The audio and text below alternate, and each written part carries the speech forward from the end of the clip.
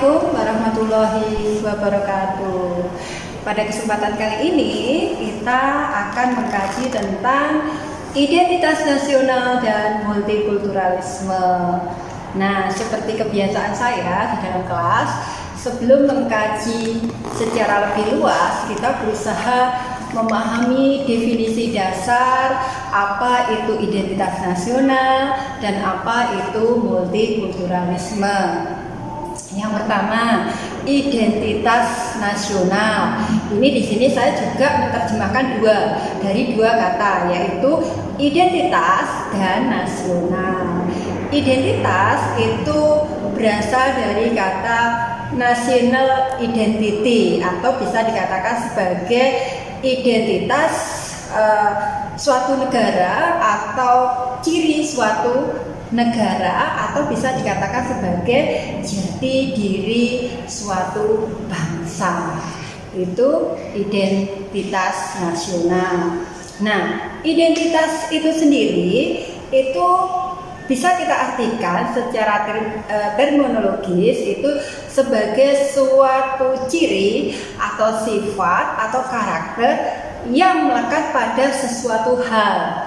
Nah, sesuatu hal di sini tentu yang berusaha membedakan antara sesuatu yang satu dengan yang lainnya. Sedangkan nasional itu berasal dari kata nation yang artinya bangsa.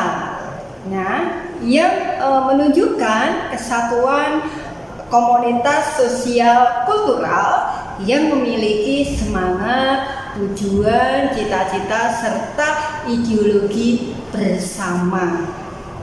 Jadi, dengan demikian identitas nasional adalah suatu ciri yang dimiliki oleh suatu bangsa yang membedakan bangsa satu dengan bangsa yang lainnya.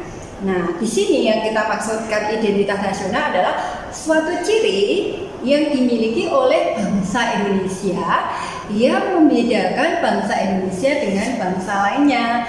Karena bagaimanapun juga setiap bangsa di dunia ini memiliki identitas nasional yang berbeda-beda.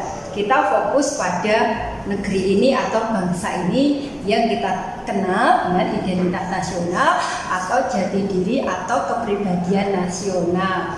Nah, yang dikatakan sebagai identitas nasional langsung pada aplikasi. Contohnya apa sih? Gitu ya.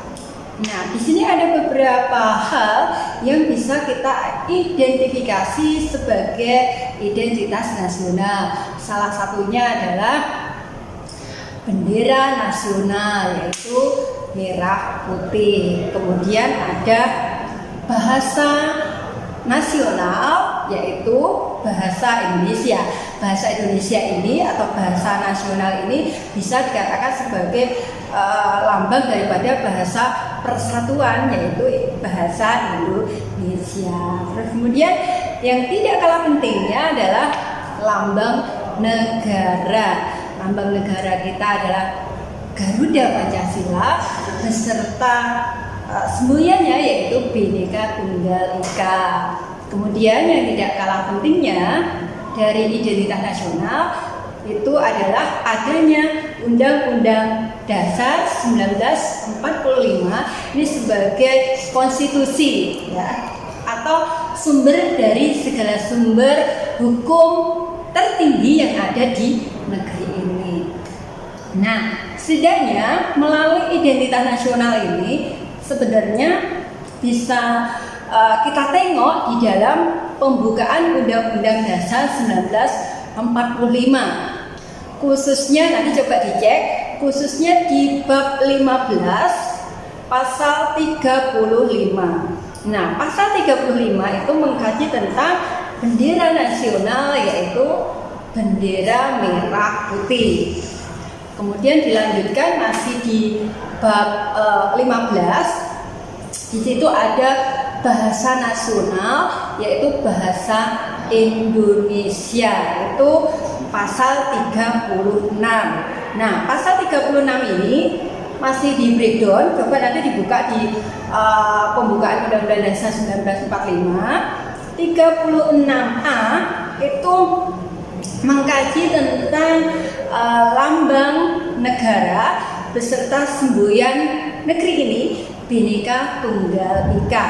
Kemudian masih pasal 36B itu mengkaji bahwasanya semua hal yang menyangkut tentang bendera nasional, yang mencakup tentang bahasa nasional dan lambang negara itu diatur di dalam peraturan perundang-undangan ya. Nanti coba dicek ya. Memang di dalam teknik penyampaian metode pembelajaran di PPKN ini memang tidak mutlak pada kajian teori, tetapi tidak ada salahnya kita tetap pada merujuk data otentik yang mestinya sebagai rujukan kita di dalam proses memahami dan belajar tentang negeri ini, karena bagaimanapun juga itu wujud dan aplikasi kita sebagai bangsa negara yang bisa mengapresiasi negeri ini ya, seperti itu.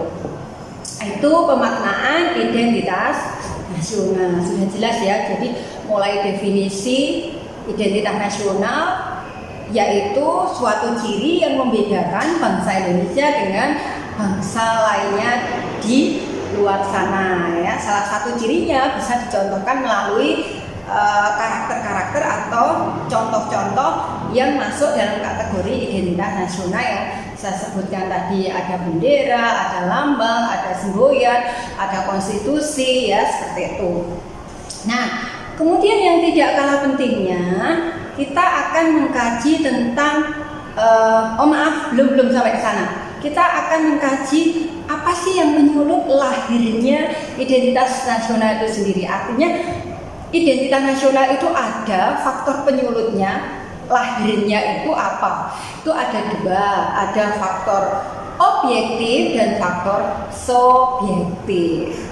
Objektif di sini adalah salah satunya geografi atau letak kewilayahan, bahwa Indonesia ini merupakan negara kepulauan dengan iklim tropis, negara agraris ya, kepulauan yang diapit perairan ya, itu salah satu contoh real ya, yaitu geografis. Dan yang tidak kalah pentingnya adalah faktor ekologis atau lingkungan. Dan faktor ketiga dari faktor identitas nasional dari objektif yang ketiga adalah demografi atau yang biasa disebut dengan aspek kependudukan. Jadi saya ulangi, aspek objektifnya ada tiga, yaitu geografi, ekologi, dan demografi. Nah, untuk faktor yang kedua, faktor subjektif. Salah satunya itu ada faktor, contohnya adalah historis atau sejarah.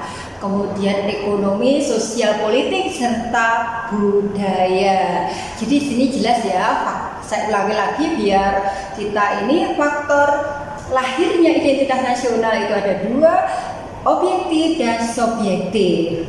Objektif itu geografi, ekologi, demografi, dan subjektif yaitu historis, ekonomi, sosial, politik, dan kultural. Nah, di situ ya. Jadi identitas nasional sudah terselesaikan beserta faktor penyulut lahirnya identitas nasional.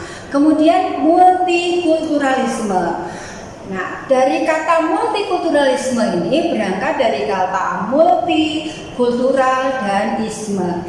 Isme, maaf saya dari belakang dulu.